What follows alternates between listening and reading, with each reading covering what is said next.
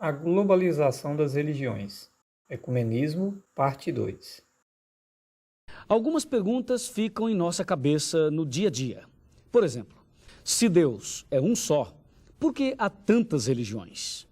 E uma outra pergunta, por que estão se unindo católicos, protestantes e espíritas? Você já parou para pensar nisso? 14 anos atrás, eu tinha também estas perguntas e eu não tinha resposta.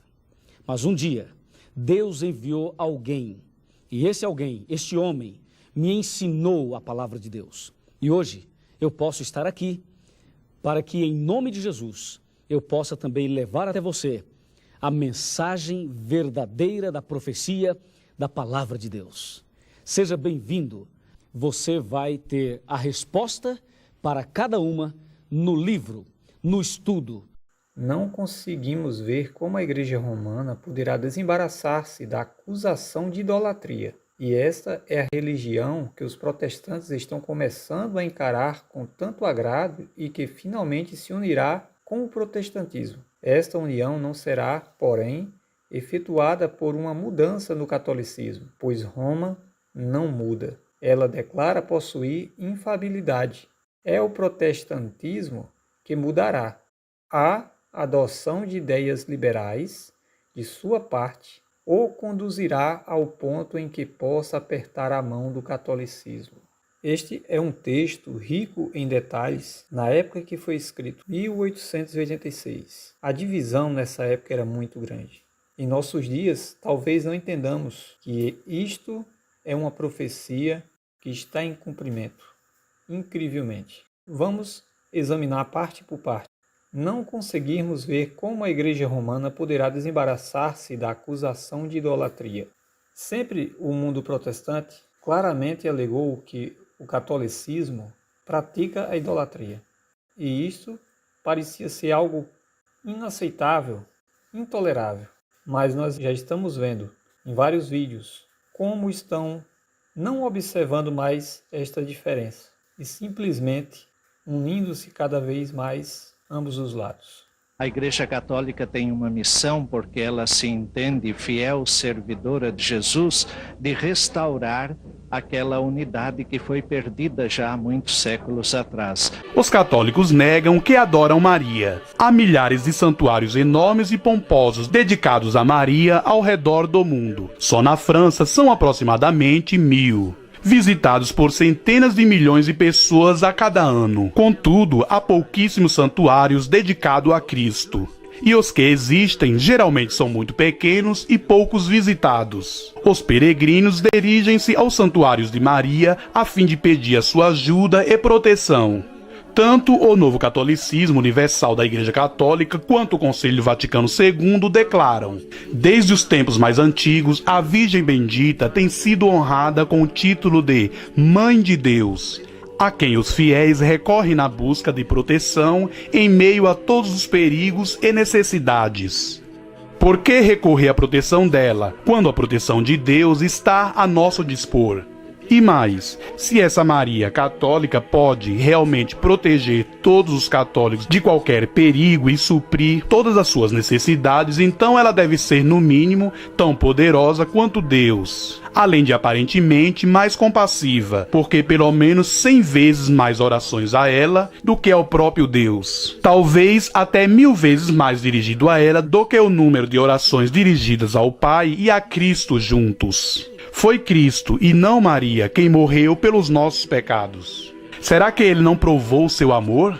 Ele diz: se alguém tem sede, venha a mim e beba. O que vem a mim, de modo nenhum lançarei fora. Eu lhes dou a vida eterna. Jamais perecerão e ninguém as arrebatará da minha mão. Quem crê em mim tem a vida eterna. No entanto, os católicos se voltam para Maria. A oração católica mais rezada, o Rosário Salve Rainha, clama por ajuda a Maria, a qual é chamada de Mãe de Misericórdia, vida, doçura e esperança nossa. A Bíblia diz que Cristo é a nossa vida e a nossa esperança, e seguramente a misericórdia de Deus. E certamente a misericórdia de Deus já fora estendida à humanidade, muito antes de que Maria nascesse, de modo que dificilmente ela poderia ser a mãe de misericórdia. A Maria Católica não é a Maria da Bíblia. Pelo contrário, para dizer a verdade, ela é a mulher montada na besta. Ela tem aparecido no mundo inteiro em milhares de aparições, oferecendo seu plano de paz para o mundo, e milhões de pessoas depositam sua confiança e fé nela, em vez de depositarem em Jesus Cristo. E esta é a religião que os protestantes estão começando a encarar com tanto agrado e que finalmente se unirá com o protestantismo. Essa união já está bem avançada através de documentos, através de eventos onde se assinam a participação, o engajamento de cada religião representada, onde muitas vezes os membros mais comuns de cada religião nem sabem o que está acontecendo. O nosso intuito com esta série é não deixar que isso chegue cada vez mais perto de nós e acabamos sendo levados pelo entusiasmo. Não sejamos enganados. Tudo isso é a preparação para a religião única mundial e para o entronizamento do anticristo. Uma iniciativa que busca fortalecer o ecumenismo, a união entre as igrejas cristãs. Esse foi o tema central dessa celebração realizada na paróquia São Luís Gonzaga, localizada na Avenida Paulista, em São Paulo.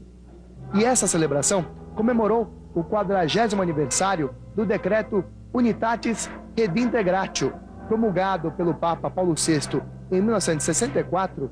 Esse documento aborda a relação da Igreja Católica Apostólica Romana com as outras igrejas. A Igreja Católica tem uma missão, porque ela se entende fiel servidora de Jesus, de restaurar aquela unidade que foi perdida já há muitos séculos atrás. Neste ano, então, 40 anos deste esforço, muitas instituições foram surgindo ao longo deste tempo e agradecemos a Deus tantas pessoas e tanta criatividade nesta dimensão.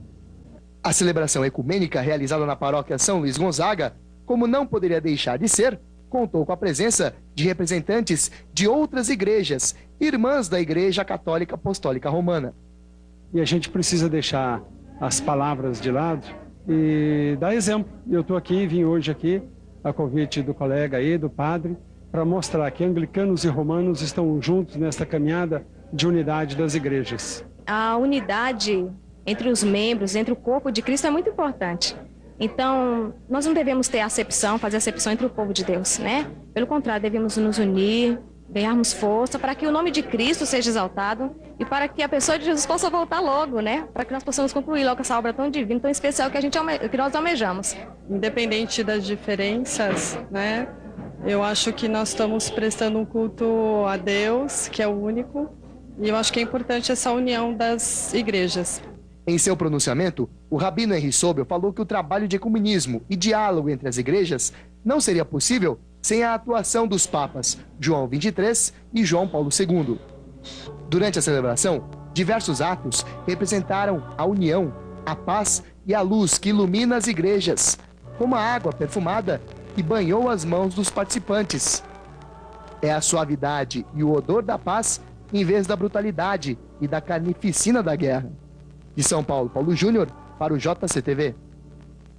Esta união não será, porém, efetuada por uma mudança no catolicismo, pois Roma não muda. Nós vamos ver que muitos que deveriam ser os maiores protestantes nesses últimos dias estão declarando que Roma mudou. Porém, neste texto nós vemos Roma não muda. Quando nós estudamos a profecia de Daniel, nós vemos claramente que o último império mundial será o catolicismo romano. Roma não muda.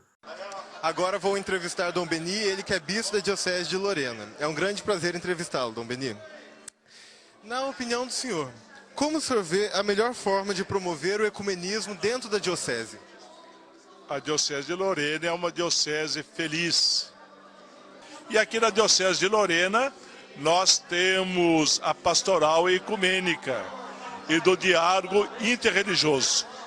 É uma pastoral que está dando seus primeiros passos, mas está muito voltada para a oração pela unidade da igreja e também está inserida nesse movimento de reconciliação, porque sem oração e sem reconciliação nós jamais atingiremos a plena comunhão, a plena unidade da igreja. E como é para a Diocese de Lorena acolher um evento como este com vários irmãos evangélicos pentecostais? É uma ocasião que dá muita alegria à Diocese de Lorena. E hoje estou aqui nesta manhã para acolher, abrir as portas da Diocese para todos esses irmãos evangélicos, não só do Brasil, mas de outros países. E pelo que eu pude perceber nessa manhã, esse movimento ecumênico, de diálogo, de reconciliação, já cresceu muito na igreja. E isso é fruto do Espírito Santo. Porque o Espírito Santo é o Espírito da unidade. Promove a unidade da igreja e a unidade da igreja com a Santíssima Trindade. Eu creio que esse encontro que está havendo... Basta que alguém apenas leia os documentos ecumênicos publicados pelo Vaticano, da autoria do Papa e dos cardeais, tais como os do cardeal Kessinger, presidente do Conselho Pontifício para a Promoção da Unidade Cristã, e os do cardeal Erising, presidente do Conselho Pontifício para o Diálogo Interreligioso, para perceber que o termo ecumenismo para Roma significa todas as religiões unidas sob a liderança do Papa. Isso fica claro no relatório geral do cardeal Erising ao Consistério Extraordinário de Cardeais reunidos no Vaticano em abril de 1991, como está escrito no novo livro de Erising, Religiões para a Paz. O engodo chega a tal ponto que a Federação Luterana Mundial assinou junto com o Vaticano uma declaração no qual luteranos entravam num acordo com os católicos, renunciando à reforma protestante. Contudo, nada mudou no falso evangelho das obras e rituais do catolicismo. A religião mundial, predita nas profecias, está em processo de formação diante dos nossos olhos, e o Vaticano é a sede desse movimento. Isso não é prostituição espiritual? A Igreja Adventista criou a IRLA, Associação Internacional de Liberdade Religiosa, com o objetivo de promover a paz. IRLA, Associação de Liberdade Religiosa, para promover a paz. Promover a paz. A Bíblia nos diz, pois que, quando disserem a paz e segurança, então lhe sobrevirá repentina destruição, como as dores de parto aquela que está grávida, de modo nenhum escaparão. Que interessante, o mundo promovendo a paz. A paz é muito importante, porém a mensagem profética que nós temos expõe um conflito entre as forças do bem e do mal. A IRLA promoveu essa revista de fé e liberdade religiosa, na época que John Grace era secretário-geral, e nessa revista tem declarações bem comprometedoras. Analisemos então. Temos participado ativamente por muitos anos da Associação de Secretários das Comunidades Cristãs Mundiais, que é a CCM. Essa associação é composta de secretários gerais ou representantes das principais organizações cristãs mundiais. Não é uma organização ecumênica. Não, imagina, né? Vamos ver aqui, ó. Os membros incluem luteranos, anglicanos, católicos, batistas, evangélicos, metodistas, reformistas, Exército da Salvação e outros. Imagina se é ecumênica, né? Claro que não. Eles representam 2 bilhões de cristãos. Imagina se fosse ecumênica, né? Continuando. Ser aceitos por este grupo, deve ser uma coisa muito importante, né? Ó, ser aceitos por este grupo significa que somos reconhecidos como uma igreja cristã pela família cristã no mundo todo. Deve ser muito importante realmente ser reconhecidos, né? Pelo mundo, né? Todo. Quando as pessoas ou a mídia nos acusam de sermos uma seita ou um culto, podemos dizer-lhes que somos parte da Associação de Secretários das Comunidades Cristãs Mundiais. Oh, que incrível, né? Deve ser muito importante mesmo isso. Além disso, um adventista do 7º dia, o senhor Bert Bates, foi o secretário por 32 anos e eu fui eleito para executar esse papel em 2002, diz John Grace. Então nós temos aqui a review do Bert Beach, onde mostra a visita dele ao Papa João Paulo II, e lá é usado o aperto de mãos, aquilo que também já tinha sido profetizado, um aperto de mão. Então as imagens abaixo mostram Beach participando do jubileu do ano 2000 e na ocasião saudou o Papa João Paulo. Quando nos acusarem de seita, nós declarar que acreditamos na Bíblia, não, vamos dizer que somos parte de uma associação da comunidade cristã do mundo todo. Essa é a nossa defesa da fé. Veja bem, são declarações muito comprometedoras que mostram que essa questão ecumênica aqui, ela está sendo colocada pouco a pouco. Mais à frente aqui diz, culpar uma denominação por violações de princípios cristãos no passado, como por exemplo a época da Santa Inquisição, que mataram milhões de pessoas. Então culpar uma denominação pelos crimes feitos nessa época não é uma representação correta nem da história, tampouco preocupação das profecias bíblicas. Olha só, então quer dizer que como é que fica o livro Grande Conflito, que retrata ali a história dos reformistas, da perseguição, da Inquisição? Não é uma representação correta da história? Será que aqui nós vemos um ataque contra os escritos proféticos? Diz aqui, reconhecemos alguma mudança positiva no catolicismo recente. Nós temos aqui um conflito direto aqui. Nessa revista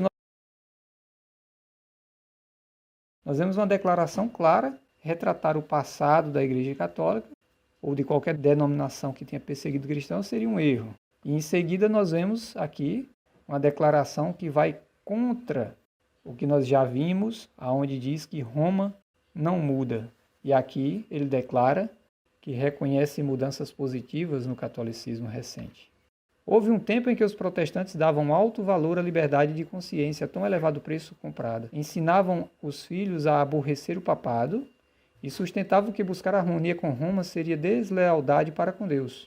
Mas quão diferentes são os sentimentos hoje expressos? Os defensores do papado afirmam que a Igreja foi caluniada e o mundo protestante inclina-se a aceitar esta declaração. Será que é só o mundo protestante que inclina-se a aceitar essa declaração? Muitos insistem em que é injusto julgar a Igreja de hoje pelas abominações e absurdos que assinalaram seu domínio durante os séculos de ignorância e trevas. Esta é uma profecia cumprida. Olha aqui, nós temos algo publicado pela própria Casa Publicadora Brasileira, onde foi, na verdade, traduzido, que foi lançado na língua inglesa, onde aqui eles reconhecem mudanças positivas no catolicismo.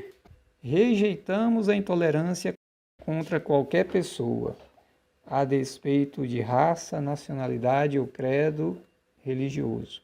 Claro que sim, isso aqui está certo. Realmente não podemos ser intolerantes contra ninguém. Continuando. Isto significa que não suportamos aqueles entre nós que atacam os católicos e sua igreja.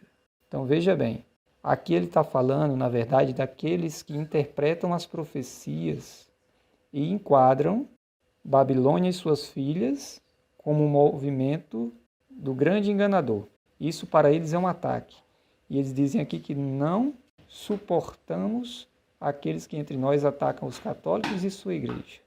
Claro que não deve ser atacado pessoas, mas aqui ele está falando justamente desses que estudam a profecia e pregam a mensagem dos três anjos, mostrando claramente em que vai dar esse ecumenismo.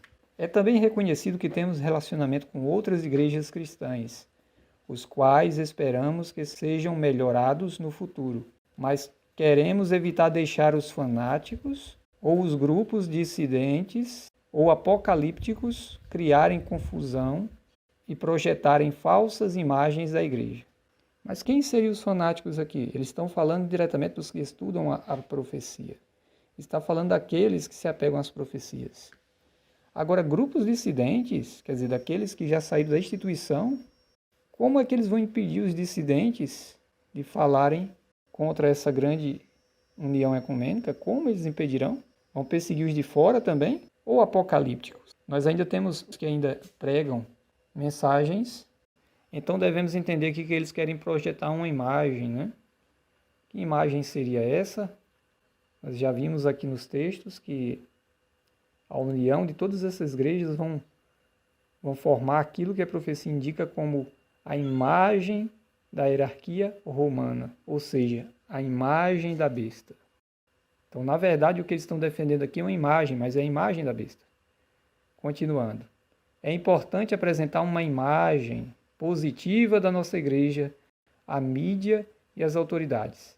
Infelizmente, ainda há alguns entre nós, ou que estavam entre nós, que são fanáticos e extremistas. Que interessante, né? Será por isso que houve tanta divisão, que houve tanta dissidência, uma perseguição interna, que estavam entre nós?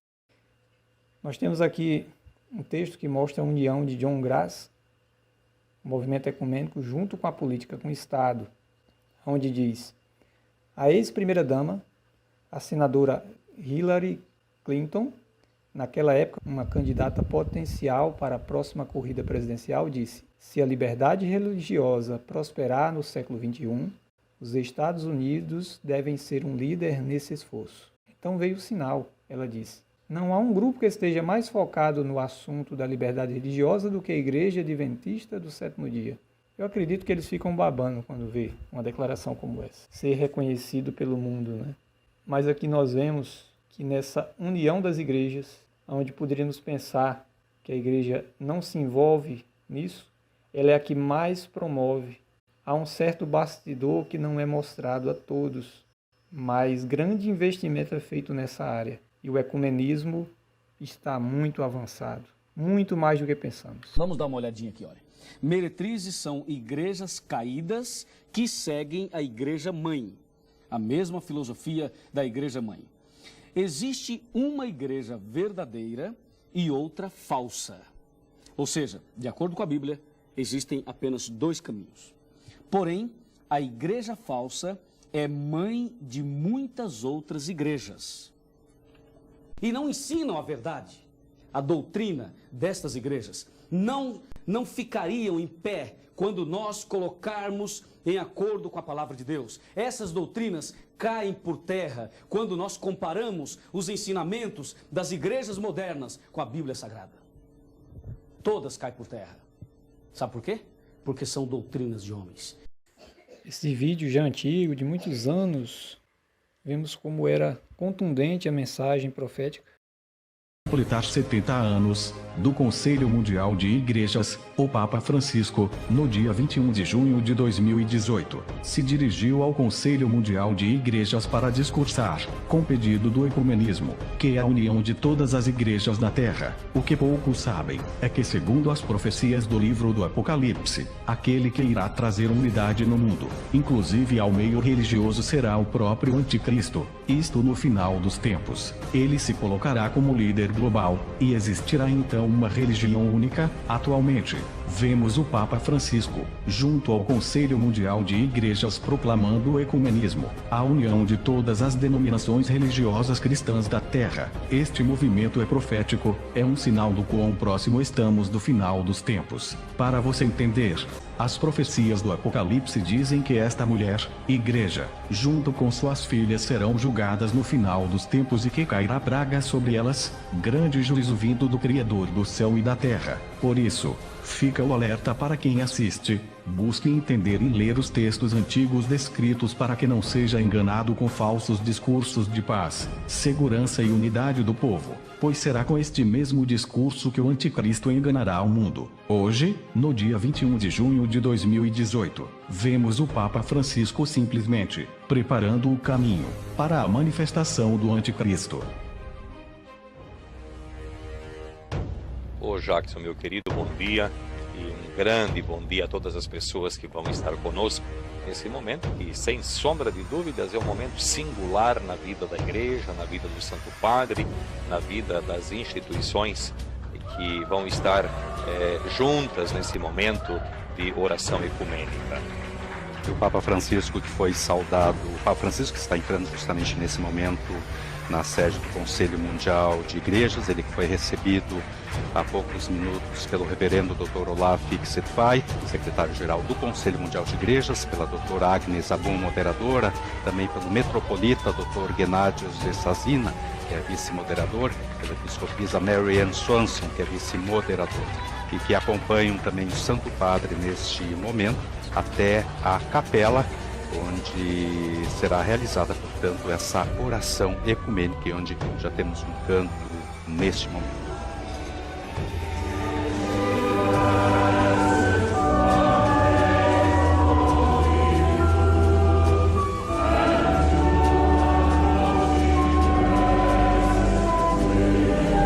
Temos, portanto, imagens da capela,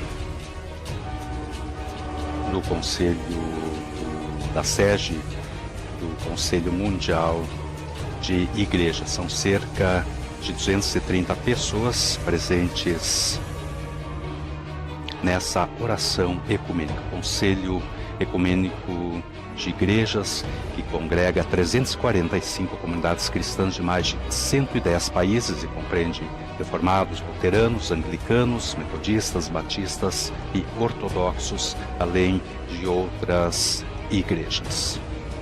Reflexivamente, no total, representa mais de 500 milhões de fiéis em todo o mundo.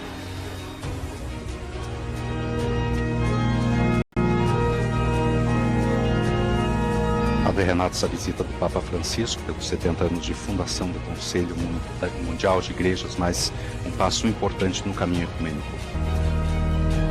Também o cardeal Courtois, acompanhando o Santo Padre nessa peregrinação ecumênica. O Papa Francisco chegou às 10h10 da manhã no aeroporto de Genebra, tendo realizado um encontro privado após com o presidente da Confederação Suíça. E o Papa Francisco, portanto, entrando nesse momento na capela da sede do Conselho Mundial de Igrejas. Ao lado dele, à esquerda, o Dr. Olaf Sitveit, sendo secretário-geral do Conselho Mundial de Igrejas, e à sua direita, a doutora Agnes Abuon, também moderadora.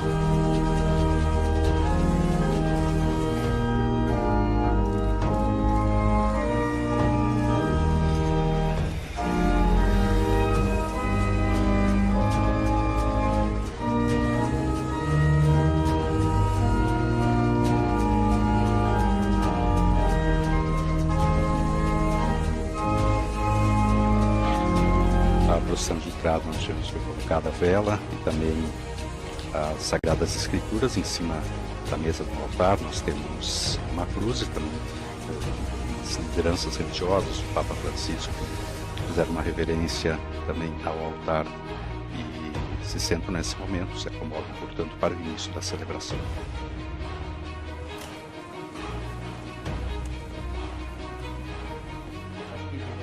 Mas algumas tentativas do passado para acabar com tais divisões falharam miseravelmente, porque inspiradas sobretudo por lógicas mundanas. Mas o movimento ecumênico, para o qual tanto contribuiu o Conselho Ecumênico das Igrejas, surgiu por graça do Espírito Santo. O ecumenismo pôs-nos em movimento segundo a vontade de Jesus e poderá avançar se, caminhando sob a guia do Espírito, recusar toda a reclusão autorreferencial. Mas poder-se-ia objetar: caminhar assim é trabalhar com prejuízo, porque não se tutelam devidamente os interesses das próprias comunidades, muitas vezes solidamente ligados à origem étnicas ou a orientações consolidadas, sejam estas de tipo mais conservador ou mais progressista. O ecumenismo é um grande empreendimento com prejuízo. Mas trata-se do prejuízo evangélico. Contemplando o nosso caminho, podemos ver espelhadas nele algumas situações das comunidades da Galácia de então. Como é difícil amortecer as animosidades e cultivar a comunhão. Como é duro sair de contrastes e rejeições mútuas alimentadas durante séculos. E mais árduo ainda é resistir à tentação subtil de estar junto com os outros, caminhar junto, mas com a intenção de satisfazer algum interesse de parte. Depois de tantos anos de empenho ecumênico, neste 70º aniversário do Conselho, peçamos ao Espírito que revigore o nosso passo. Este detém-se com demasiada facilidade à vista das divergências que persistem. Muitas vezes, bloqueia-se logo a partida, entorpecido pelo pessimismo. Que as distâncias não sejam desculpas. É possível, já agora, caminhar segundo o Espírito. Rezar, evangelizar, servir juntos. Isto é possível e agradável a Deus. Caminhar juntos, rezar juntos, trabalhar juntos. Eis a nossa estrada mestra. Esta estrada tem uma meta concreta: a unidade.